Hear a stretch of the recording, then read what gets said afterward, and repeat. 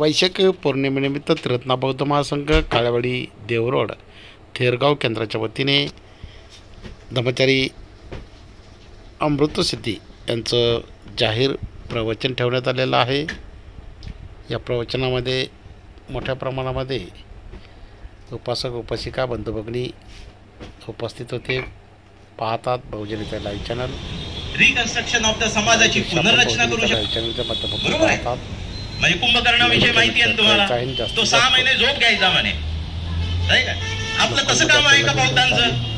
दरवर्षी आपण जयंती साजरी करायची आणि जी कुंभकर्णाची झोप घ्यायची ना पुढच्या वर्षीच ढोल ताशेने जागृत व्हायचं, हे असं पक्षात घ्यायचं। आणि म्हणून म्हणजे जर तुम्हाला प्रश्न केला बुद्धाचा जन्म हा कुठे झाला, कसा झाला, तर मग काय उत्तर येते?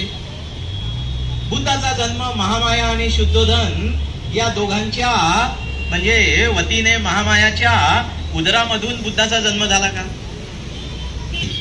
आणि 24 तास ध्यान साधनेमध्ये रत राहून शेवटी त्याने स्वतःच्या प्रयत्नांची पराकाष्ठा करून जी सर्वोच्च अवस्था म्हणतो बुद्धत्व किंवा ज्ञानप्राप्ती, नाही काय, ती गाठली। म्हणजे बुद्धाचा जन्म कुठून झाला? ध्यान साधनेमधून झाला, बरोबर आहे। अशा पद्धतीने जर आपण म्हणजे लक्षात घेतलं तर आजचा दिवस हा कसा साजरा केला पाहिजे? ज्या महापुरुषाचा जन्म ध्यान साधनेमधून होतो अशा महापुरुषाचा मला वाटतं प्रत्येकाने दरवर्षी या दिवशी स्वतःचं मूल्यांकन केलं पाहिजे की मी कुठे उभा आहे। माझे गुरु काय म्हणतात? अनुसरणे म्हणजे काय सांगितलं? गुलीपर्यंत पायी प्रवास करून त्याने धम्मप्रचार प्रसार केला। अशा प्रकारे बुद्धाचं जीवन आपल्याला पाहायला मिळतं।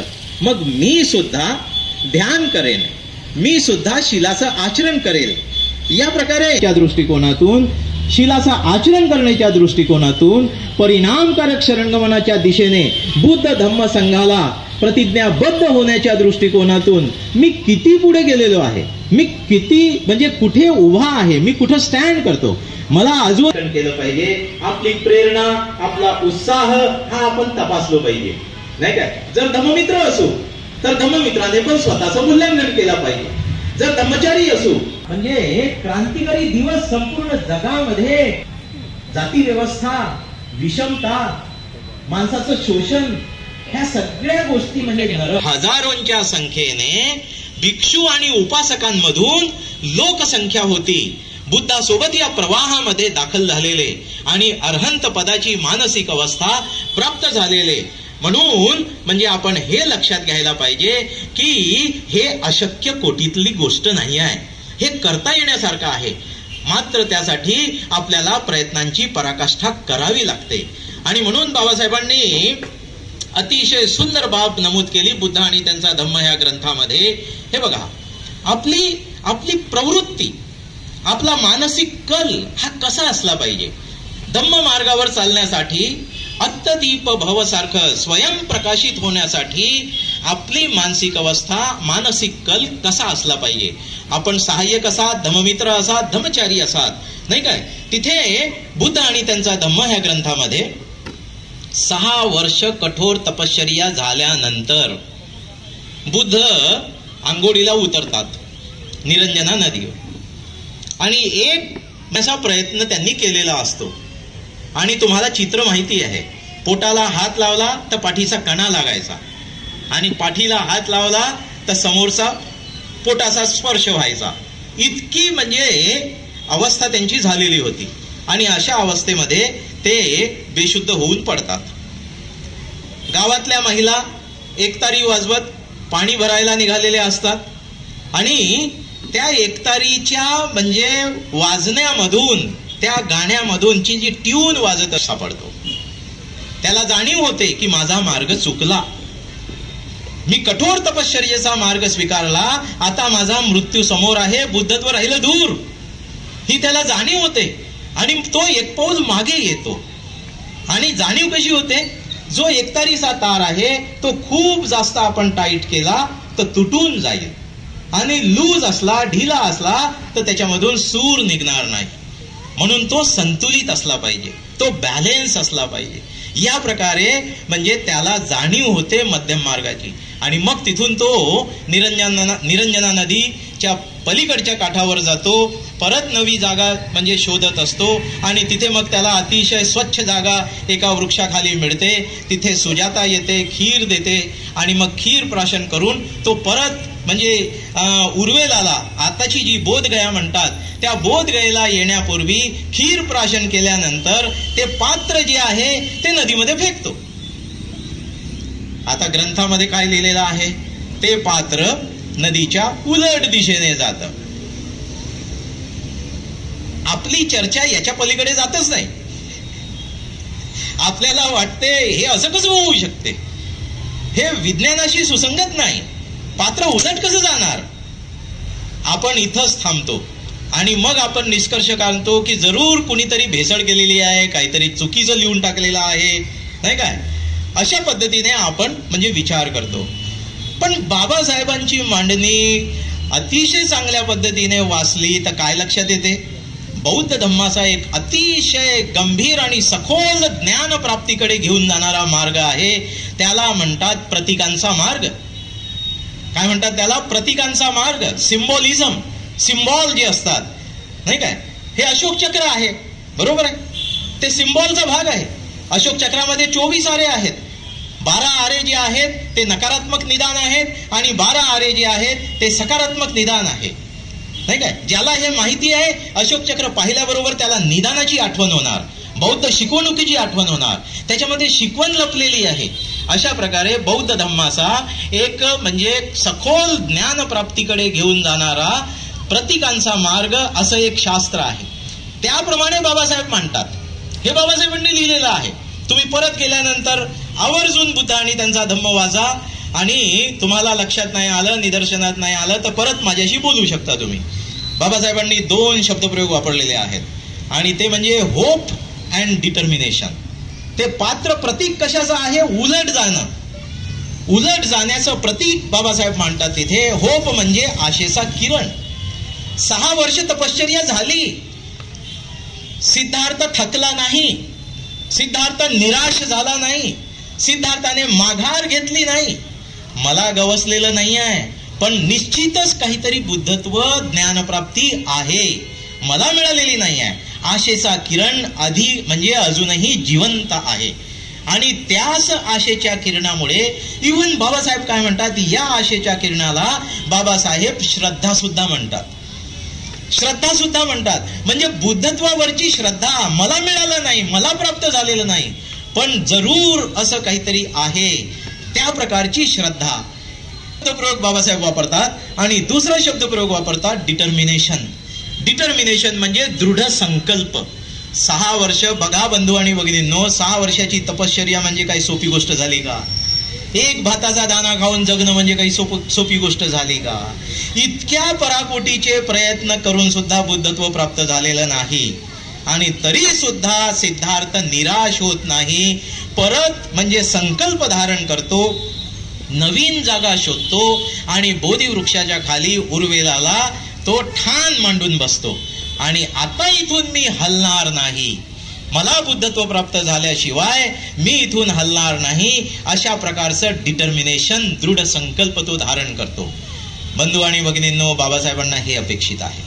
तलवारीच्या धारेवर 5 लोक पाहिजेत चालणारे. त्याचा अर्थ काय होतो, या प्रकारचं डिटर्मिनेशन पाहिजे, या प्रकारचा दृढ संकल्प पाहिजे, या प्रकारची बुद्धत्वावरची श्रद्धा पाहिजे. मी सुद्धा बुद्धासारखा ज्ञानी, मी सुद्धा बुद्धासारखा मैत्रीवान, मी सुद्धा बुद्धासारखा प्रज्ञावान बनू शकतो, अशा प्रकारची प्रचंड श्रद्धा पाहिजे आणि त्या श्रद्धेमधून आपण या मार्गावर आरूढ असलो पाहिजे.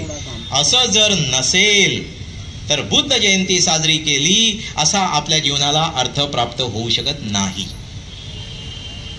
अनुसरणे, गुरूंच्या पावलावर पाऊल ठेवून चालणे, त्याचा या प्रकारचा अर्थ आपण लक्षात घेतला पाहिजे.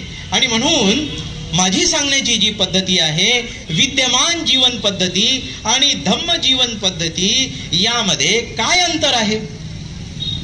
धम्माची जीवन पद्धती, धम्म अंगीकारला, धम्म स्वीकारला, धम्म जीवन पद्धती आणि विद्यमान म्हणजे जीवन पद्धती. बौद्ध धम्माचा प्रचार आणि प्रसार करणं आणि इतर धर्माचा प्रचार आणि प्रसार करणं, बंधू आणि भगिनींनो, यामध्ये जमीन आसमानाचं अंतर आहे. काळजीपूर्वक आहे का? इतर धर्माचा प्रचार आणि प्रसार करणं आणि बौद्ध धम्माचा प्रचार आणि प्रसार करणं याच्यामध्ये जमीन आसमानाचं अंतर आहे. आता मी तुम्हाला उदाहरण सांगतो. कसं? मी तुम्हाला म्हटलं बुद्ध जसे म्हणतात, बुद्ध काय म्हणतात? मी तुमचा मार्गदाता आहे, मी मोक्षदाता नाही. इतरांसारखं तुम्हाला स्वर्गामध्ये घेऊन जाणार नाही, मी तुम्हाला मार्ग दाखवणारा आहे. आणि म्हणून आता बुद्ध काय म्हणतात मार्गदाते म्हणून? तुम्ही पण माझ्यासारखे बनू शकता. बुद्ध असे म्हणतात, तुम्ही पण माझ्यासारखं ज्ञान प्राप्त करू शकता. तुम्ही पण या मार्गावर चालून आर्य अष्टांगिक मार्ग, पारमिता, पंचशील, दसशील हे जे विकासाचे मार्ग आहेत, या विकासाच्या मार्गावर चालून तुम्ही सुद्धा माझ्यासारखे बनू शकता. आता हेच वाक्य इतरांना लावून पहा. आता या जगामध्ये भारत देशामध्ये भोलेनाथ आहेत, बरोबर आहे. आता भोलेनाथ गळ्यामध्ये सर्प ठेवतात. इथे किती पुरुष बसलेले आहेत सर्प ठेवू शकतात गळ्यामध्ये?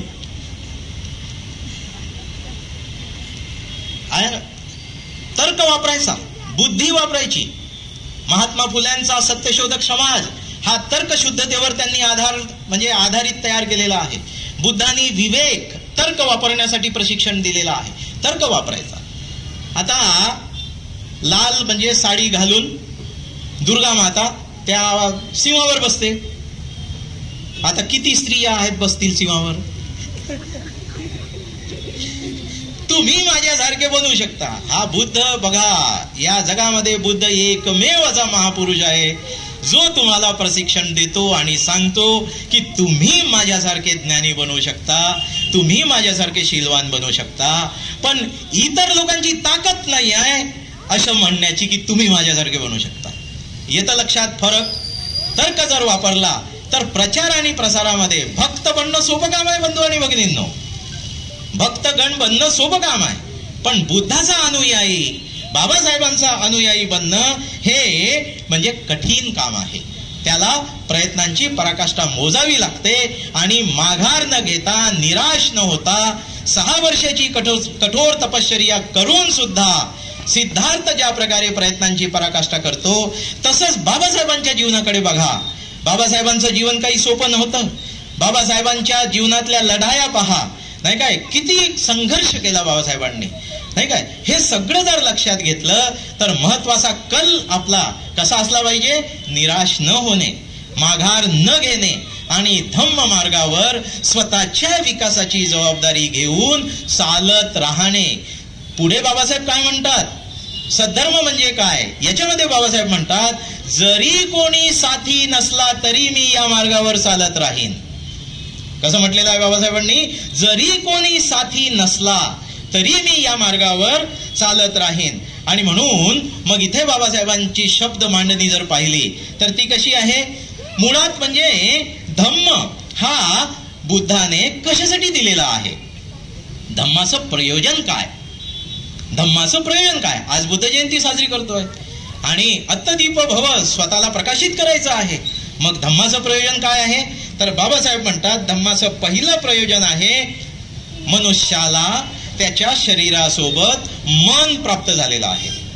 त्या मनाला जे दिसत नाही पण अनुभव करतो, डोळे आहेत, कान आहे, नाक आहे, जिव्हा आहे आणि त्वचा आहे, हे जे 5 इंद्रिय आहेत, बायोलॉजिकल इंद्रिय, ह्या जीवशास्त्रीय इंद्रियाच्या माध्यमाने जे आतमध्ये मन आहे त्या मनाचा आपण आस्वाद घेतो, त्या मनाचा लाभ घेतो. म्हणून धम्माचं प्रयोजन काय आहे? बाबासाहेबांची मांडणी काय म्हणते? मनुष्याला शरीरासोबत मन प्राप्त झालेलं आहे. त्या मनाला शुद्ध बनवणे, त्या मनाला सुसंस्कृत करणे, हा धम्माचं पहिलं प्रयोजन होय. आता मला सांगा, पती पत्नी आहेत, तर पतीने ठरवलं की बायकोचं मन शुद्ध करायचं, तर होते का? नाही का? म्हणजे कुणी पण व्हाईस वर्सा, नाही पती किंवा पत्नी दोघं एकमेकांचे मन शुद्ध करू शकतात का? नाही. लक्षात येतं का? मन शुद्ध करायची जबाबदारी ही स्वतःची वैयक्तिक जबाबदारी आहे. ही स्वतःची वैयक्तिक जबाबदारी आहे. आणि ही जबाबदारी बाबासाहेब 1936च्या भाषणामध्ये 50,000 त्या महारांना सांगता आहेत.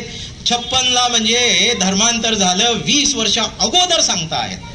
बाबासाहेबांची बुद्ध धम्माची दृष्टी इतकी क्लिअर, इतकी म्हणजे स्पष्ट आहे. काय म्हणतात 1936च्या भाषणामध्ये बाबासाहेब? बाबासाहेब काय म्हणतात? प्राण्यांचं सोपं काम आहे. कसं?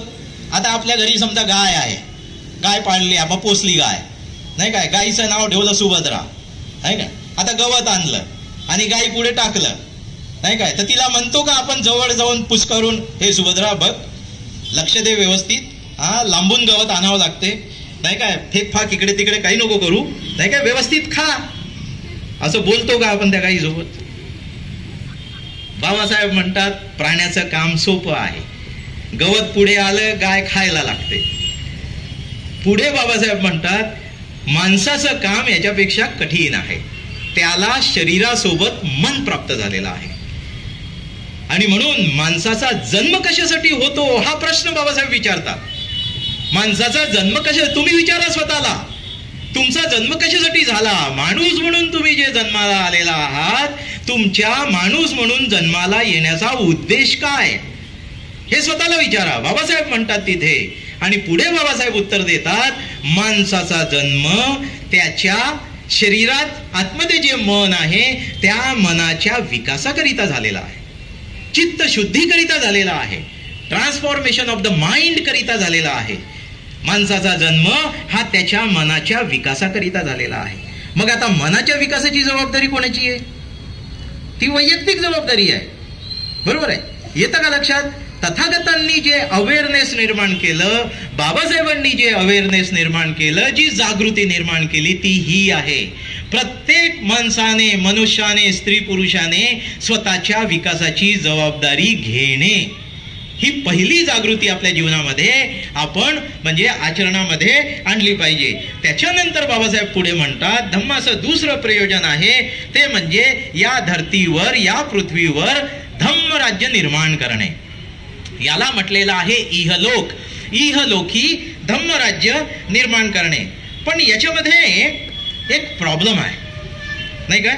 प्रॉब्लेम कसा आहे? आपल्या जीवनामध्ये आपण कसं वागतो, प्रॉब्लेम हा आहे. आपण काय करतो म्हणजे आपण ठरवतो दुसऱ्यानं कसं वागायचं. बरोबर आहे?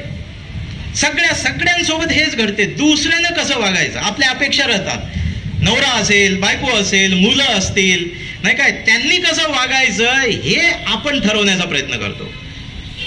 तुमच्या इच्छेनुसार जग चालते का? सकाळी उठले तर संध्याकाळी झोपेपर्यंत तुमच्या इच्छानुसार सगळ्या गोष्टी होत राहतात का? नाही होत.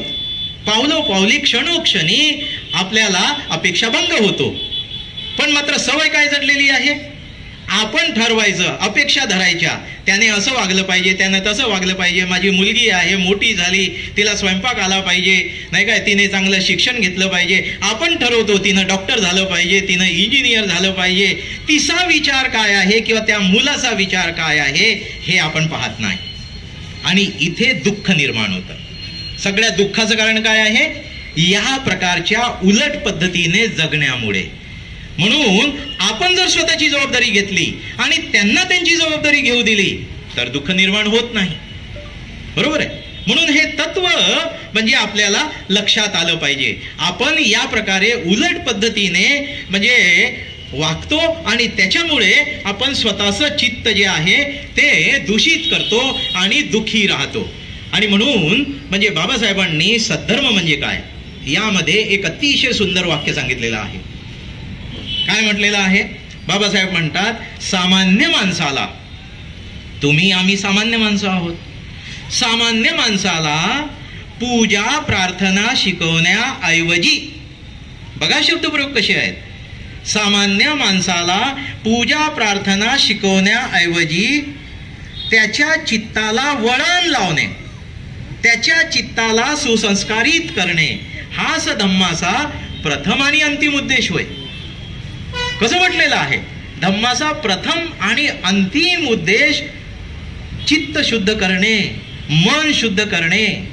बाबासाहेब इथे असं नाही म्हणत आहेत सामान्य माणसाला पूजा प्रार्थना शिकवण्याऐवजी म्हणजे पूजा प्रार्थना करू नका असं म्हणत नाहीये. पूजा प्रार्थना हा बौद्ध धम्माचा प्रथम उद्देश नाही आहे, हे लक्षात घेतलं पाहिजे. पूजा प्रार्थना परित्राण हा उद्देश नाही आहे. उद्देश काय आहे धम्माचा? मनाचा विकास करणे, मन शुद्ध करणे, चित्त बदलणे हा उद्देश आहे. त्याच्यासाठी पूजा प्रार्थना एक त्याला म्हणजे मदत करणारी बाब आहे. पूजा प्रार्थनेमधून आपली भावनिक शक्ती विकसित होते, आपली मनोवस्था प्रसन्न होते, आपली श्रद्धा वाढते. पण पूजा प्रार्थना धम्माचा उद्देश नाही. धम्माचा उद्देश काय आहे?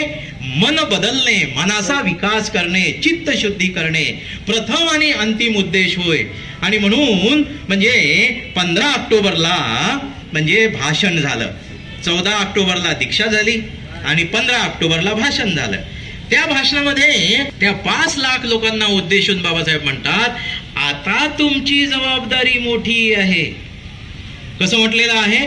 आता तुमची जबाबदारी मोठी आहे. बौद्ध धर्माचं मढ मी तुमच्या गळ्यात अडकवून दिलं असं समजू नका. बौद्ध धर्माचं मढ, मढ कशाला म्हणतो आपण? प्रेत, डेड बॉडी. बौद्ध धर्म हा ड्राय आहे, शुष्क आहे, काही कामाचा आहे असा गैरसमज करू नका. आता तुमची जबाबदारी मोठी आहे. तुम्ही जर बौद्ध धर्माचं नीट आचरण केलं तर तुम्ही आदराचे पात्र व्हाल, तर तुम्ही सन्मानाचे पात्र व्हाल. आणि नाही तर महारमांगाने बुद्धाचा धम्म बुडवला असं इतिहासात लिहिलं जाईल. आता तुमच्यापैकी कोणाला वाटतं की इतिहासात आपण बुडवल्याचं नाव आपलं लिहिलं जावं म्हणून? वाटतं का कोणाला मनातून? असं कोणालाच मनातून नाही वाटणार. जर मनातून नाही वाटत तर त्याची दुसरी बाजू मग प्रयत्नांची पराकाष्ठा केली पाहिजे, बौद्ध धम्माचं नीट आचरण केलं पाहिजे, आदराचं मान सन्मानाचं पात्र झालं पाहिजे. बरोबर आहे? आता तुमची जबाबदारी मोठी आहे. आणि म्हणून बाबासाहेब काय म्हणतात, इंग्रजीमधून त्यांच्या भाषणामध्ये म्हणतात, social revolution leads political revolution. म्हणजे राजकीय क्रांतीसाठी मदत करणारी कोणती बाब असते? सामाजिक क्रांती. सामाजिक क्रांती, समाजाचं परिवर्तन. समाज जसा बदलत जातो तो नेतृत्व करतो राजकीय क्रांतीचं, नाही काय? राजकीय क्रांतीला शक्ती प्रदान करण्याचं काम कोण करत असतो? तर समाज करत असतो. म्हणून social revolution leads political revolution. इतकं सुंदर वाक्य बाबासाहेबांनी म्हटलेलं आहे. पण झालं काय? नाही काय? आपल्याकडे कसं झालेलं आहे चित्र? जर 65 वर्षाचं धर्मांतराचं जर पाहिलं तर आपल्याकडे संघटना काही कमी नाही आहेत. गल्ली गल्ली संघटना आहेत, मंडळं आहेत, मोठे मोठे सगळे आहेत, नाही काय? पण म्हणजे जसं ते सर्प पकडतो आपण, कसा पकडतो सर्प? तोंडाकडून पकडतो की शेपटाकडून पकडतो? नाही, शेपटाकडून पकडला तर सर्प चावेल. उलटा पकडला सर्प तुम्ही, सर्पाला नेहमी तोंडाकडून पकडावं लागतं. तोंडाकडून पकडल्यानंतर तो चावत नाही. बरोबर आहे? अगदी असंच आहे हे धम्माचं सुद्धा. धम्म सुद्धा सरळ पकडला नाही काय तर विकास होतो, आणि धम्म उलटा पकडला नाही काय तर धम्म चावतो. तो कसा? तर आपल्याकडे निरनिराळे संस्था मंडळ नाही काय, बुद्धाने सांगितलं नाही काय, गुरूंच्या पावलावर पाऊल ठेवून चालणे. बाबासाहेब म्हणतात बुद्धं शरणं गच्छामी, अनुसरणे, गुरुच्या पावलावर पाऊल ठेवून चालणे. आणि आमचे नेतेगण नाही काय मोठ्या प्रमाणामध्ये काय म्हणतात, समाज बदलला पाहिजे, मी नाही बदललो तर चालेल. आहे ना चित्र असं? मी नाही बदललो तर चालेल. तो स्वतःची जबाबदारी घेतो का? किती संस्थेचे लोक आहेत जे आनापान सतीचं ध्यान करतात, जे मैत्री भावनेचं ध्यान करतात, जे पंचशिलाला प्रतिज्ञाबद्ध होऊन जीवन जगतात. असं म्हणजे बोट दाखवू शकू हा आदर्श बाबासाहेबांचा समाज आहे असं म्हणता येण्यासारखं या 65 वर्षामध्ये चित्र उभं झालेलं आहे का? नाही आहे. तर हा धम्म असा उलट पकडला, मी नाही बदललो तर चालेल, स्वतःची जबाबदारी घ्यायची नाही, नाही काय? मन शुद्ध करणे, स्वतःची जबाबदारी घेणे, हे पहिलं प्रिन्सिपल आहे बौद्ध धम्माचं. बुद्धाचा विजय साजरा करणे म्हणजे स्वतःच्या विकासाची जबाबदारी घेणे. आणि म्हणून त्रिरत्न बौद्ध महासंघ ही एक विकासाची पद्धत आहे. त्रिरत्न बौद्ध महासंघ या प्रकारे वैयक्तिक जबाबदारी घ्यायला आपल्याला प्रशिक्षण देतं 4 प्रकारे. पहिली गोष्ट नियमित ध्यान करण्याचं प्रशिक्षण देतं. दुसरी गोष्ट कल्याण मित्रता विकासाचं प्रशिक्षण देतं. तिसरी गोष्ट या प्रकारच्या निरनिराळ्या कार्यक्रमामध्ये सातत्याने आपला सहभाग राहावा याचं प्रशिक्षण देतं. आणि चौथी गोष्ट आपलं जीवन काही फार मोठं नाही, 60, 65, 70 वर्षाचं जीवन, आणि कधी निघून जातो नाही काय काळ, आणि आपल्याला आपले नातेवाईक खांद्यावर घेऊन स्मशानात घेऊन जातात ते कळत सुद्धा नाही. म्हणून हे छोटंसं अल्पसं अतिशय सुंदर मानवी जीवन हे एका म्हणजे ध्येयाप्रती समर्पित करून आपण जगावं. जर आपल्याला धार्मिक विकास केला पाहिजे, तथागतांसारखी मैत्री, तथागतांसारखी मुदिता, तथागतांसारखी प्रज्ञा माझ्यामध्ये विकसित झाली पाहिजे, हे जर म्हणजे प्राकर्षाने वाटत असेल तर आपल्याला इतर सगळ्या गोष्टी बंद करून एका मार्गाला समर्पित होऊन विकासाच्या दिशेने वाटचाल करावी लागते. त्याचं प्रशिक्षण त्रिरत्न बौद्ध महासंघाच्या माध्यमाने दिलं जातं. एम्पॉवरमेंट, सक्षमीकरण करणे, या प्रकारे उर्गेन संरक्षितांनी त्रिरत्न बौद्ध महासंघाची एक सक्षम यंत्रणा निर्माण केलेली आहे. या जगाला ती भेट दिलेली आहे. हे सिस्टम सुरू राहील. तुमच्यासारखे माझ्यासारखे अनेक लोक येतील जातील, पण सिस्टम काही मृत होणार नाही. पिढ्याना पिढ्या हे सिस्टम सुरू राहील. आणि या प्रकारे या सिस्टमच्या माध्यमाने काय करतो आहोत आपण, धम्ममित्र जो आहे त्या धम्ममित्राची एक अतिशय मोठी जबाबदारी असते, आणि ती म्हणजे हा जो समाज आहे याला काय म्हटलेलं आहे, या समाजाला या समाजामध्ये लोक कशा पद्धतीचं जगतात, समाजातली लोक नाही काय प्राण्यांसारखी जगतात, माणसासारखी नाही जगत. नाही काय व्याख्या काय आहे माणसाची? माणसाची व्याख्या आहे, मनुष्य हा कळपाने राहणारा सामाजिक प्राणी होय. मनुष्य हा कळपाने राहणारा सामाजिक प्राणी होय. नाही काय प्राणी म्हणून आपण जन्माला येतो. सोशल ॲनिमल म्हणजे आपण एकटे नदीच्या काठावर जंगलात जाऊन राहत नाही, आपण वसाहत करून राहतो. आपल्याला शेजार पाजार लागतं, कुटुंब लागतं. म्हणून म्हटलेलं आहे मनुष्य हा कळपाने राहणारा म्हणजे सामाजिक प्राणी होय.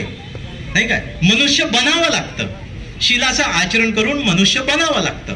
मग या जगामध्ये आपलं जगणं कसं आहे, मनुष्य बनण्यासारखं आहे का? मनुष्य बनण्यासाठी किती वेळ घालवतो आपण? मनुष्य बनण्यासाठी आनापान सतीचं ध्यान करतो का? मैत्री भावनेचं ध्यान करतो का? पंचशिलाला प्रतिज्ञाबद्ध होऊन जीवन जगतो का? किती लोक समर्पित होऊन जगत आहेत? नाही काय मूढभर आहेत. आणि म्हणून या जगाला काय म्हटलेलं आहे, नकारात्मक समाज, गटप्रवृत्तीचा समाज. नाही काय निव्वळ सकाळी उठल्यापासून म्हणजे कार्यालयात जाणे, काम करणे, नाही काय घरी येणे, मुलाबाळांसोबत थोडा वेळ घालवणे, आणि घरी एक रंगीत डबा असतो नाही काय, त्याला मी इडियट बॉक्स म्हणतो, त्या इडियट बॉक्स पुढे बसणे आणि परत दुसऱ्या दिवशी नाश्ता जेवण कोलगेट करून आपलं कामाला जाणे. सांगा बंधू, नवीन काही करतो का आपण? रोज हाती कोलगेट असतो. कधी विचार करतो का कोलगेटच का वापरतो मी, कोलगेटच का? विठोबा दंतमंजन का नाही आवडत? नाही काय विको वज्रंती का नाही आवडत? असं कधी विचार करतो का? मशीन सारखं जगतो आहे, प्राण्यांसारखं जगतो आहे. म्हणून हा जो निगेटिव्ह, हा जो नकारात्मक समूह आहे, समाज आहे, आणि त्रिरत्न बौद्ध महासंघ त्या प्रतिज्ञाबद्ध समाजाच्या मध्ये आणि या नकारात्मक समाजाच्या मध्ये ब्रिज म्हणून, पूल म्हणून काम करण्याचं जे कार्य आहे ते धम्ममित्रांची ही एक मोठी रिस्पॉन्सिबिलिटी आहे. बरोबर आहे. धम्ममित्र काय करतो, आपल्या आचरणाच्या उदाहरणामधून या समाजामधून परिणामकारक शरणगमन करण्यासाठी लोकांना प्रेरणा देतो आणि सकारात्मक समाजामध्ये घेऊन येतो. हा सकारात्मक समाज, परिणामकारक शरणगमन केलेल्यांचा, धम्मचारिणी झालेल्यांचा सकारात्मक समाज, त्याचा आदर्श काय आहे? सुपटिपन्नो, उजुपटिपन्नो, न्यायपटिपन्नो, सामीचीपटिपन्नो, यदिदं चत्तारी अठ्ठपुरीस पुग्गला, एस भगवतो सावक संगो. हा आर्य संघ माझा आदर्श आहे. या आर्य संघामध्ये मी सुद्धा एक दिवस प्रवेश करेन. अशा प्रकारे धम्ममित्र हा म्हणजे सकारात्मक समाज आणि जो आम म्हणजे नकारात्मक समाज आहे त्याच्यामध्ये ब्रिज म्हणजे पुलाचं काम करतो आणि परिणामकारक शरणगमनाच्या दिशेने वाटचाल करण्यासाठी लोकांना प्रेरणा देतो. आणि हा परिणामकारक समाज आर्य संघ बनण्याच्या दिशेने वाटचाल करतो. अशा प्रकारे आपल्याकडे उर्गेन संरक्षितांनी सिस्टम डेव्हलप केलेला आहे. आणि यासारखं सिस्टम गेल्या 2500 वर्षामध्ये कोणी विकसित करू शकलेलं नाही. जपान विकसित करू शकलेला नाही, चायना विकसित करू शकलेला नाही, श्रीलंका विकसित करू शकलेला नाही, कोरिया विकसित करू शकलेला नाही. 2500 वर्षापासून बौद्ध धर्म जिवंत आहे. पण एक यंत्रणा, विकासाची यंत्रणा, म्हणून मी म्हटलं की त्रिरत्न बौद्ध महासंघ ही सामान्य माणसापासून प्रबुद्ध माणसाच्या दिशेने जाण्याच्या विकासाची एक यंत्रणा आहे. ही एक विकासाची पद्धत आहे. हे आपण समजून घेतलं पाहिजे. त्याला बाबासाहेबांनी काय म्हटलं? नवसमाज. उर्गेन संरक्षितांनी काय म्हटलं? New society. हे सगळे नामाभिधान केलेले आहेत, नवसमाज किंवा न्यू सोसायटी. पण त्या दिशेनं जाण्यासाठी मार्ग जो आहे, सिस्टम जे आहे, ते त्रिरत्न बौद्ध महासंघाच्या माध्यमाने आपल्याला मिळालेले आहेत. यानंतर सेकंड पार्ट जो आहे, म्हणजे लास्ट पार्ट, सेकंडच्या पेक्षा reconstruction of the society. Reconstruction of the society मध्ये मला सांगावंसं आवडेल, पहिली गोष्ट 1950च्या भाषणाचा समारोप करताना बाबासाहेब नमूद करतात, सर्वप्रथम काय केलं पाहिजे आपण? तर बाबासाहेब काय म्हणतात? एक चांगला बौद्ध झालो पाहिजे. पहिलं कर्तव्य काय आहे? Become a good Buddhist. एक चांगला बौद्ध होणे. आणि मग बाबासाहेब पुढे म्हणतात तेवढं पुरेसं नाही, तेवढं पर्याप्त नाही. पुढे बाबासाहेब म्हणतात की त्याने म्हणजे एक चांगला बौद्ध होण्यासोबत बौद्ध धम्माचा प्रचार आणि प्रसार करणे हीच खरी मानव सेवा होय. समाजाची सेवा करायची असेल तर बौद्ध धम्माचा प्रचार आणि प्रसार करणे ही खरी मानव सेवा होय, असं बाबासाहेब म्हणतात. आता बंधू आणि भगिनींनो, इथे म्हणजे स्वतःच्या म्हणजे कमिटमेंट शिवाय, आचरणाशिवाय आपण म्हणजे बौद्ध धम्माचा प्रचार आणि प्रसार करू शकतो का?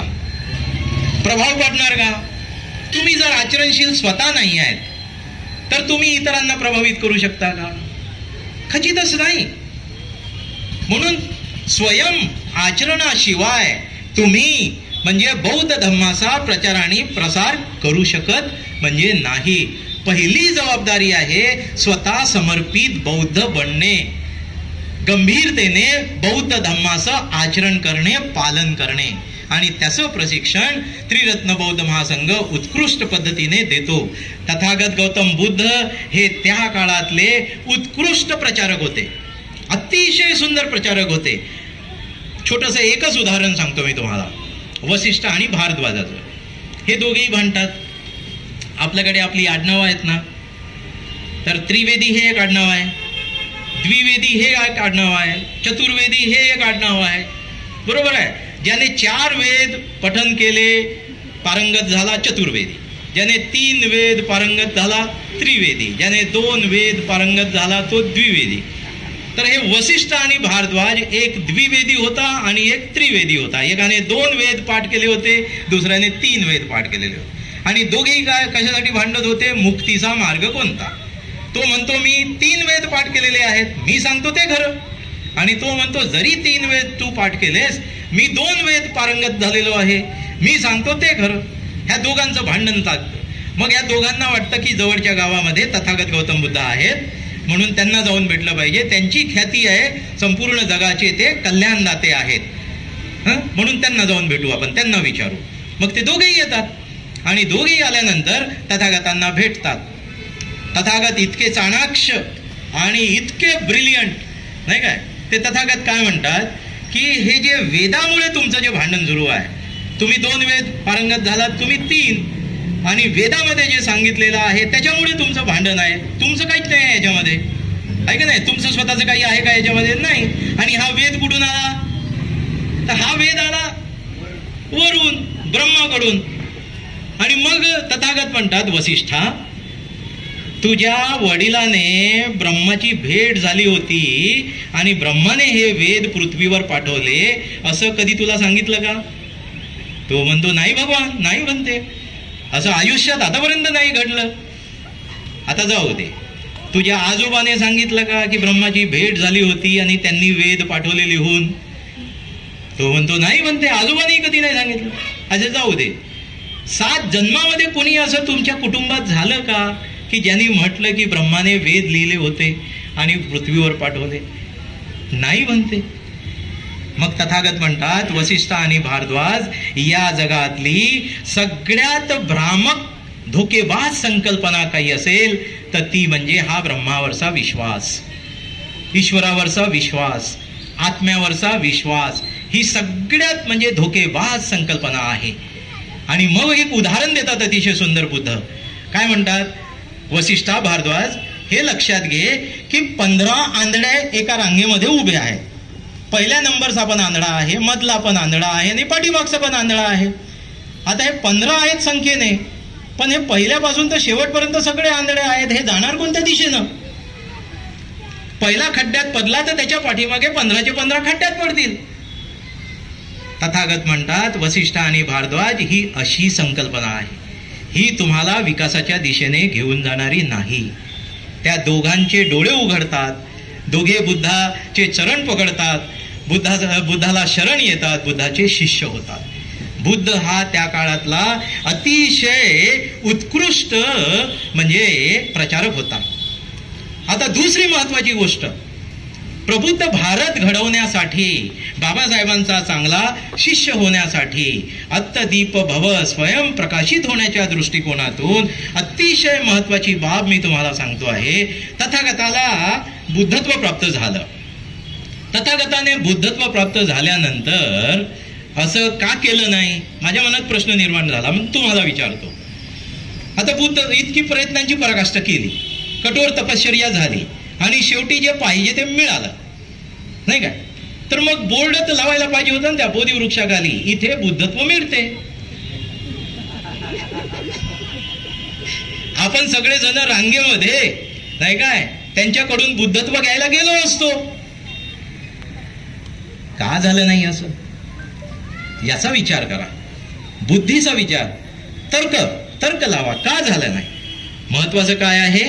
वैयक्तिक जबाबदारी विकासाची घेणे, त्याचं प्रशिक्षण देणे. बुद्धाने बोधगया सोडली आणि प्रवास केला आणि ते सारनाथला गेले आणि सारनाथला आपल्या जुन्या मित्रांना भेटले, त्यांना आपले अनुभव कथन केले. जे त्यांच्याकडे होतं ते अनुभव सांगितला त्यांनी की मी या अनुभवातून गेलो आणि मी बुद्धत्व प्राप्त केलं. आणि मग कौंडिन्य त्याच्यापैकी श्रोतापन्न होतो आणि तेव्हा बुद्धाचा आत्मविश्वास, कॉन्फिडन्स जबरदस्त वाढतो की माझ्यासारखे म्हणजे ज्ञानी होऊ शकतात. माझ्या अनुभव कथनामधून कौंडिन्य श्रोतापन्न झाला, यामुळे असे अनेक होऊ शकतात. आणि मग आपण पाहतो की 60 लोक झाल्यानंतर कार्तिक पौर्णिमेला बुद्ध संघाची स्थापना करतात, आर्य संघाची स्थापना करतात आणि प्रत्येकाला एका दिशेला जाऊन प्रचार आणि प्रसारासाठी सांगतात. म्हणजे कोणतं तत्व आहे नाही काय? प्रबुद्ध भारत निर्माण करायचा असेल, तुमच्यासारखे तुम्ही जर प्रतिज्ञाबद्ध झालात, बुद्ध धम्म संघाच्या आचरणामधून तुम्हाला आनंद मिळू लागला, तुम्हाला सुख, शांती आणि समाधान मिळू लागलं, तर तुमच्यासारखे माणसं घडवण्यासाठी तुम्हाला प्रवास करावा लागतो. एका जागी बसून चालत नाही. जेवढं करता येईल तेवढं तुम्ही करायचं आणि प्रवासाच्या माध्यमाने तुम्ही लोकांपर्यंत बुद्धाचा धम्म घेऊन जायचा. या पद्धतीने प्रवासाचं तत्व जे आहे, बुद्ध धम्माच्या प्रचार आणि प्रसाराचं इहलोकी धम्मराज्य स्थापन करण्यासाठी आपण स्वीकारण्याची गरज आहे. आणि म्हणून बाबासाहेब तिथे काय म्हणतात की धम्म प्रचार म्हणजे, बुद्ध आणि त्यांच्या धम्मामध्ये धम्म प्रचार म्हणजे केवळ धम्म उपदेश करणे, ग्रंथ वाचणे, वाचून दाखवणे, संघटना स्थापन करणे, विहारे बांधणे, पूजा प्रार्थना परित्राण पाठ करणे नव्हे. धम्म प्रचार करणे ही काय आहेत? ही साधनं आहेत बंधू आणि भगिनींनो. हे गोल नाही आहेत आपल्या आयुष्याचे, हे ध्येय नाही आहेत आपल्या आयुष्याचे, नाही काय. बुद्ध विहार ही गरज आहे आपली, हे साधन आहे. इतकं सुंदर बुद्धानुस्मृती बुद्ध विहार दर आठवड्याला येणं, मित्र चॅप्टरला येणं, वन डे शिबिरला येणं. शिबिर ही साधनं आहेत, विहार हे साधनं आहेत, नाही काय. आणि म्हणून साधनं आणि साध्य ह्या दोघांचं अंतर समजलं पाहिजे.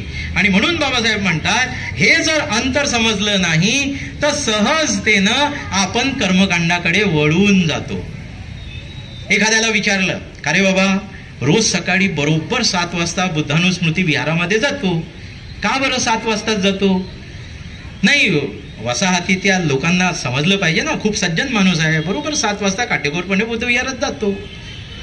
म्हणजे हेतू काय आहे? लोकांना समजलं पाहिजे हा माणूस सज्जन आहे, हा माणूस चांगला आहे, बरोबर आहे.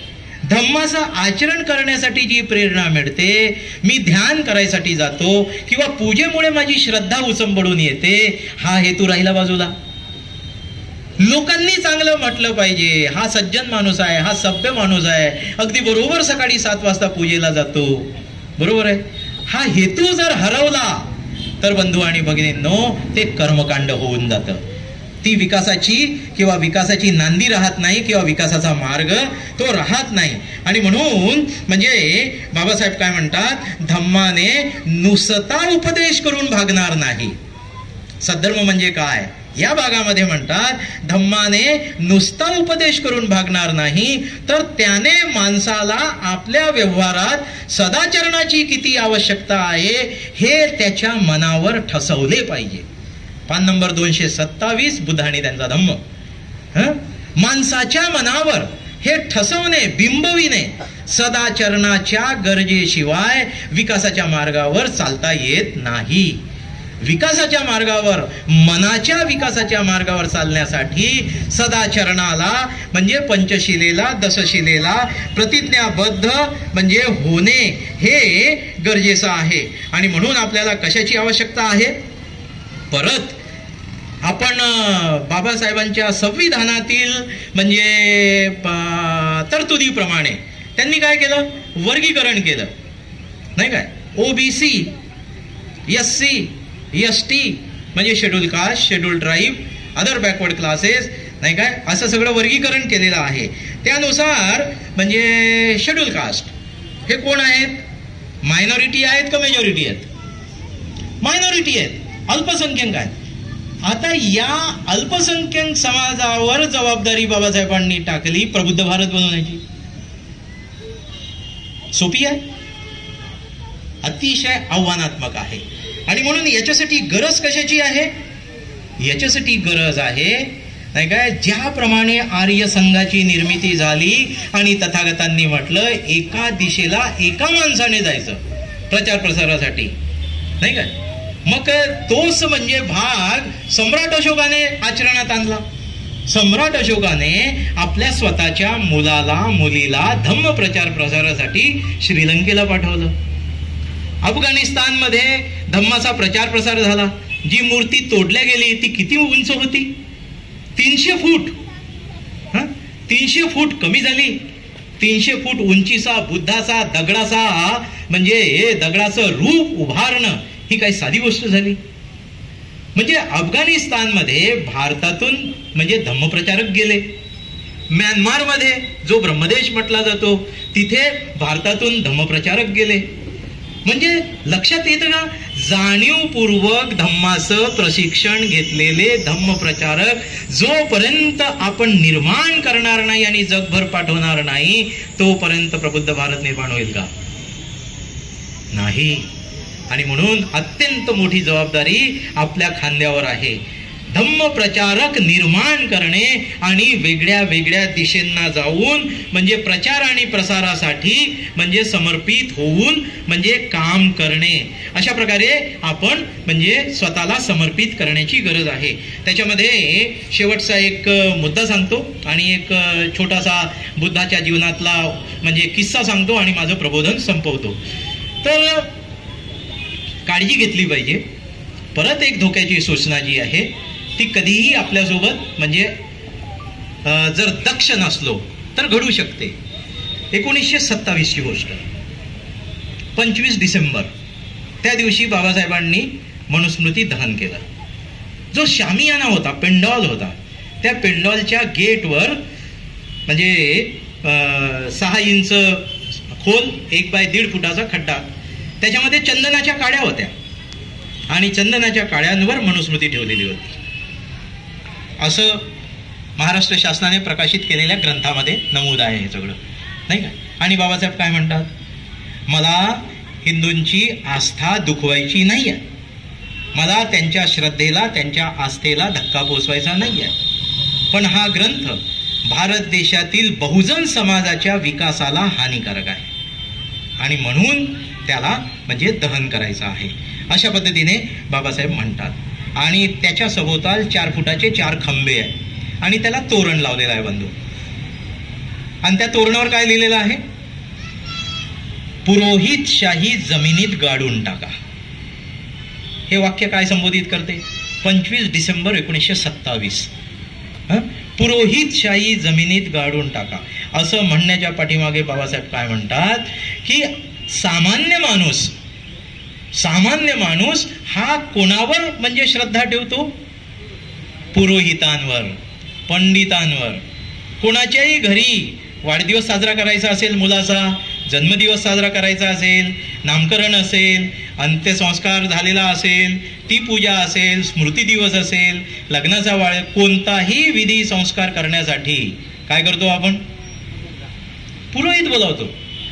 तो बौद्धांचा होऊ शकतो, बरोबर आहे, तो मुसलमानांचा होऊ शकतो, तो ख्रिश्चनांचा होऊ शकतो, नाही काय. आणि नकळतपणे बाबासाहेब म्हणतात, नकळतपणे सामान्य माणूस आपल्या जीवनाचे सूत्र त्याच्या हाती देतो. तो जसा मार्गदर्शन करेल तशा प्रकारे सामान्य माणूस जगण्याचा प्रयत्न करतो.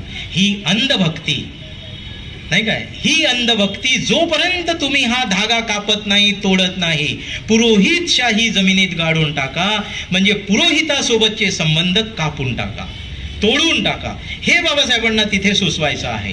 व्यावहारिक उदाहरण द्यायचं झालं तर आता म्हणजे सत्यनारायणाची पूजा आहे आणि पुरोहिताने सांगितलं की 1 पाव बदाम म्हणजे ठेवावे लागतात पूजेमध्ये.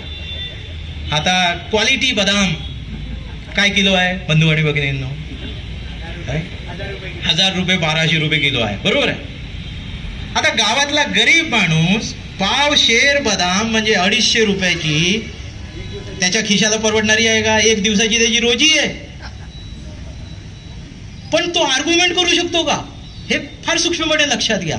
हे बघा पंडित साहेब, पुरोहित साहेब, हे 1 दिवसाची रोजी आहे, हे 1 पाव बदाम म्हणजे ठेवण्यापेक्षा मी 5 बदामचे दाणे ठेवून देतो, त्याच्याने पूजा होऊ शकते का, आर्ग्युमेंट करू शकतो का, नाही करू शकत. बाबासाहेब काय म्हणतात, जीवनाचे सूत्र सामान्य माणूस त्याच्या हाती देतो. आणि म्हणून बाबासाहेब 1927ला हा संदेश देतात, पुरोहितशाही जमिनीत गाडून टाका. त्याचा दुसरा अर्थ हा आहे, आपल्या सर्वांना पूजा आली पाहिजे, वंदना आली पाहिजे, विधी संस्कार करता आले पाहिजे.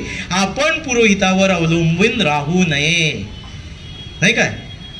झालं उलट, समाजामध्ये लग्न विधी करण्यासाठी लोकांना प्राऊड फील होतं की मी 10 भिक्षू आणले, मी 10 धम्मचारी आणले, मी 5 धम्मचारी आणले, नाही का. हे पुरोहितशाही झाली ही, नाही का. म्हणून आपण सावधान असलं पाहिजे, नाही काय, आपण दक्ष असलो पाहिजे. बौद्ध समाजामध्ये पुरोहितशाही निर्माण होऊ नये म्हणून बाबासाहेबांनी क्रांतिकारक पाऊल उचललं. क्रांतिकारक पाऊल काय होतं बाबासाहेबांचं, 5 लाख लोकांना त्यांनी स्वतः दीक्षा दिली, हे त्यांचं क्रांतिकारक पाऊल आहे. त्यांनी स्वतः पूज्य चंद्रमणींकडून दीक्षा घेतली. मग तिथे विनंती का करू शकले नाहीत चंद्रमणींना, मला जशी दीक्षा दिली तशीच या 5 लाख लोकांनाही दीक्षा द्या, ते त्यांना सोपं झालं असतं. पण बाबासाहेबांनी तसं केलं नाही, क्रांतिकारक पाऊल उचललं आणि पुरोहितशाही बौद्ध धर्मामध्ये शिरू नये, ही मक्तेदारी बनू नये, यासाठी सावधानतेने बाबासाहेबांनी ते पाऊल उचलून स्वतः बौद्ध धर्माची दीक्षा दिली. आणि वरून सांगितलं, काय सांगितलं वरून, 5 लाख लोकांना आपापल्या गावात गेल्यानंतर त्रिशरण पंचशील सगळ्यांना द्या आणि बौद्ध करा, बरोबर आहे. किती मोठे अधिकार सामान्य माणसाला देऊन टाकले ते फक्त त्रिचरण पंचशील म्हणजे घेऊन जे नुकतेच नवीन बौद्ध झालेले होते त्यांच्याकडे. इतकी क्रांतिकारक गोष्ट ही बाबासाहेबांनी दिली. आणि म्हणून बाबासाहेब काय म्हणतात की आपल्याला जेसुईट सारखं करावं लागेल. जेसुईट काय करतो? आताचा सध्या जो भारत देशामध्ये किंवा जगामध्ये कॅथॉलिक म्हणजे संप्रदाय जिवंत आहे त्याचं सगळं श्रेय जेसुईटला जातं, नाही काय? तर हा जेसुईट काय करतो?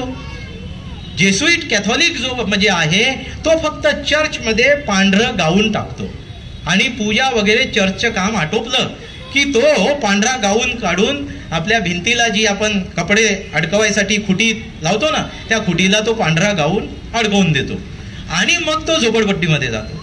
त्याचं लक्ष असते चर्चमध्ये आज पूजेला कोण आला नाही, त्याच्या घरी जाणार, त्याला विचारणार, बाबा रे आजारी आहेस का? काय अडचण आहे? कशामुळे तू आज पूजेला आलेला नाही चर्चमध्ये? त्याच्या घरी त्याच्या जमिनीवर बसून त्याच्यासोबत भाकरी खातो. बंधू आणि भगिनींनो, जेसुईटने हे भावनिक बंधन जे तयार केले सामान्य माणसासोबत त्याच्यामुळे म्हणजे ख्रिश्चन धर्माचा प्रचार आणि प्रसार झाला. अशाच प्रकारे आपल्याला सुद्धा सामाजिक म्हणजे लोकांपर्यंत समाजामध्ये जाऊन भावनिक बंधनं तयार करण्याची गरज आहे. म्हणून बाबासाहेब म्हणतात की आपल्याला जेसुईटकडून शिकावं लागेल आणि जेसुईटकडून शिकून समाजामध्ये जाऊन समाजाला लोकांना सामान्य माणसाला बुद्धविहाराशी धम्ममार्गाशी जोडावं लागेल. त्याचा भावनिक म्हणजे मैत्रीचा संबंध या प्रकारे जोडावा लागेल. तेव्हा कुठं प्रबुद्ध भारताच्या दिशेने आपण वाटचाल म्हणजे करू. शेवटची बाब सांगतो कशा प्रकारे म्हणजे आपण म्हणजे कल बाळगला पाहिजे. बुद्धाला बुद्धत्व प्राप्त झालं. बुद्धत्व प्राप्त झाल्यावर अतिशय आनंदामध्ये बुद्ध होते. अतिशय आनंदामध्ये बुद्ध असताना तो मार जो आहे, मार कोणाला म्हणतात? आपल्यामधील निगेटिव्ह म्हणजे ज्या भावना असतात, नकारात्मक भावना ज्या असतात त्याला मार म्हणतात. तर त्याला म्हणजे मनुष्यरूपी चित्ररूपाने म्हणजे प्रतीकांच्या द्वारे म्हणजे मांडलेला आहे. तर हा मार आला नकारात्मक आणि बुद्धाला म्हणतो, हे बघ बुद्धा, आता तुझं ध्येय होतं बुद्धत्व प्राप्त करायचं, झालं, ध्येय पूर्ण झालं, आता आराम कर, विश्रांती घे आणि लवकरात लवकर महापरिनिर्वाण घेऊन टाक. बघा तो मार काय म्हणतो, लवकरात लवकर महापरिनिर्वाण घेऊन टाक. आता झालं ना, ध्येयपूर्ती झाली ना, बुद्धत्व मिळालं ना, आता उद्देश होता पूर्ण झाला, नाही काय? आणि मग बुद्ध काय उत्तर देतात? बुद्ध म्हणतात की हे मार, मी तुला अतिशय चांगल्या पद्धतीने ओळखतो. जोपर्यंत धम्म मार्गावर आचरण करणारे माझ्यासारखे श्रोतापन्न सकृतगामी अरहंत हजारोंच्या संख्येने निर्माण होत नाही तोपर्यंत मी महापरिनिर्वाणात जाणार नाही. तुम्ही विचार करा, बुद्धाचा हा जो कल आहे, काय म्हणतात बुद्ध? धम्म मार्गावर आचरण करणारे जोपर्यंत श्रोतापन्न सकृतागामी अनागामी अरहंत निर्माण होणार नाही तोपर्यंत मी महापरिनिर्वाण घेणार नाही. नाही काय? आपण सुद्धा अशाच प्रकारे म्हणजे आपला म्हणजे मानसिक जो भाग आहे तो विकसित केला पाहिजे. आपली श्रद्धा बुद्ध धम्म संघावरची प्रचंड श्रद्धा विकसित केली पाहिजे आणि अत्तदीप भव म्हणजे स्वतःला प्रकाशित करणे आणि समाजाला मदत करण्यासाठी स्वतःला प्रतिज्ञाबद्ध करणे. या प्रकारे अवेअरनेस, एम्पॉवरमेंट आणि रिकन्स्ट्रक्शन ऑफ द सोसायटी या पद्धतीने जर आपण कार्य केलं तर प्रबुद्ध भारत निर्माण झाल्याशिवाय राहणार नाही. प्रयत्नांची पराकाष्ठा या पद्धतीने करण्याची गरज आहे. त्याकरिता आपणा सर्वांना शुभेच्छा व्यक्त करतो. इथेच थांबतो. जय भीम, नमो बुद्धाय.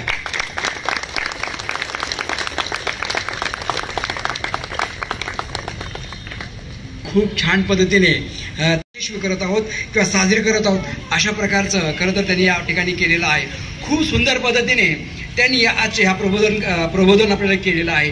3 भागामध्ये जणू काही त्यांनी त्यांचं प्रवचन आपल्याला सांगितलेलं आहे.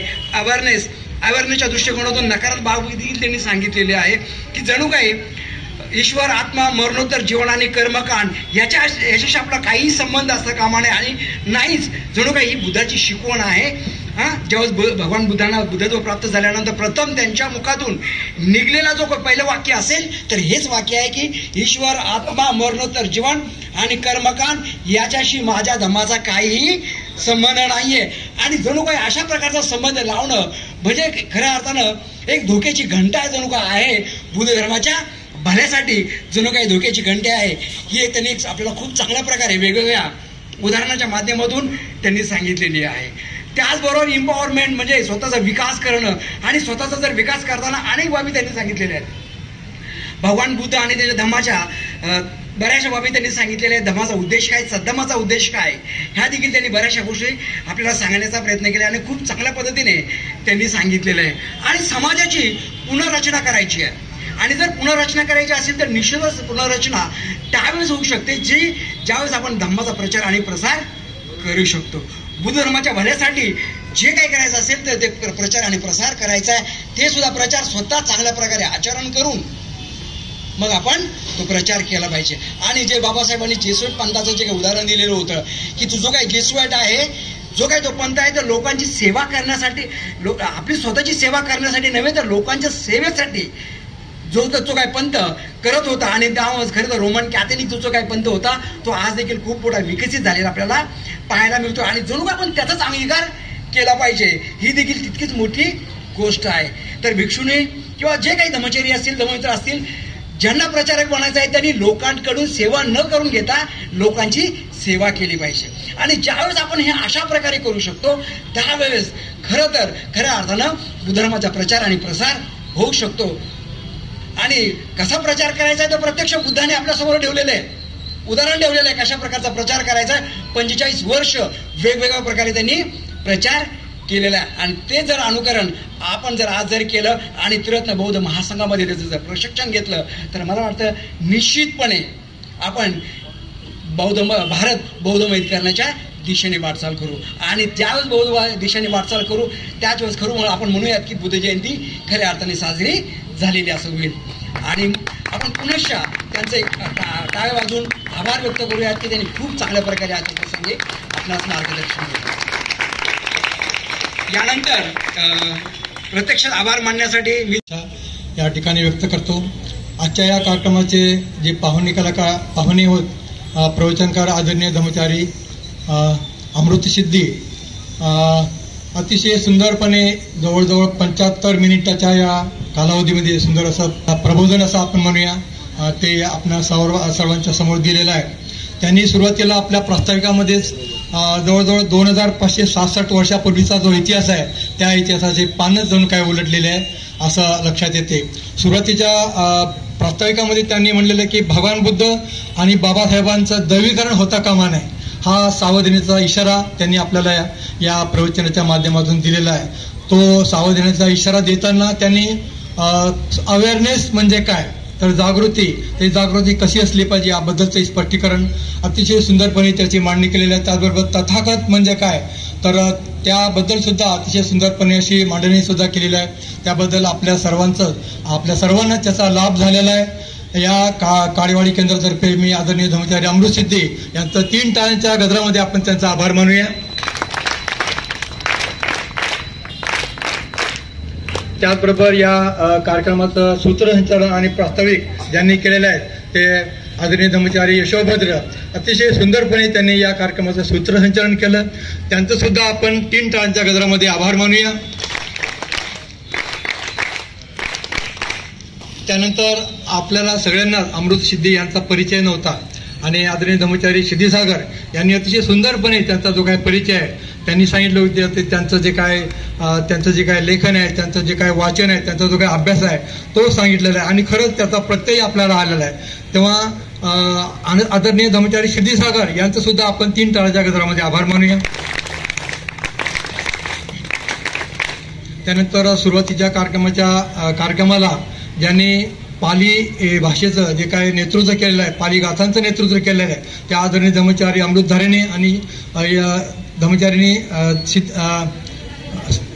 वज्रधारिणी या दोन्ही लोकांसाठी आपण टाळ्यांच्या 3 टाळ्यांच्या गजरामध्ये आपण आभार मानूया.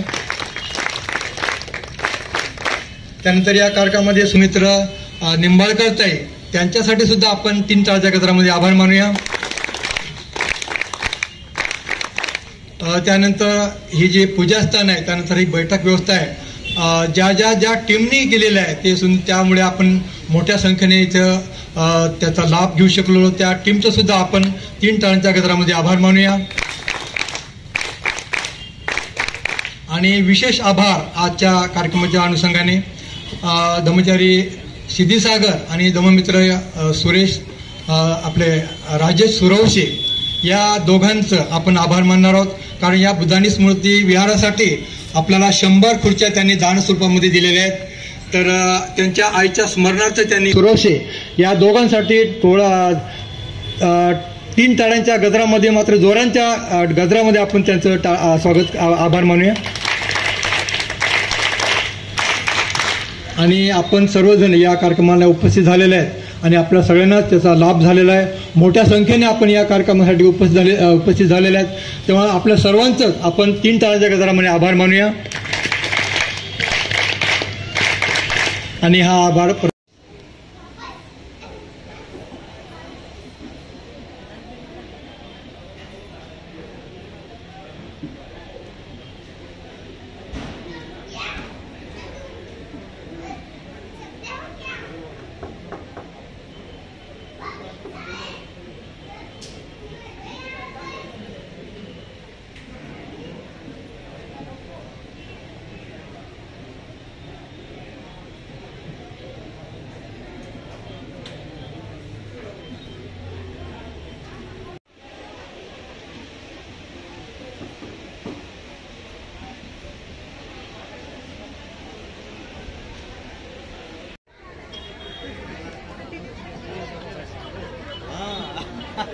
बिमला थांबतात हे चष्मा नाही घातला रेकॉर्डिंगचं हे काढायचं नाही तुम्ही.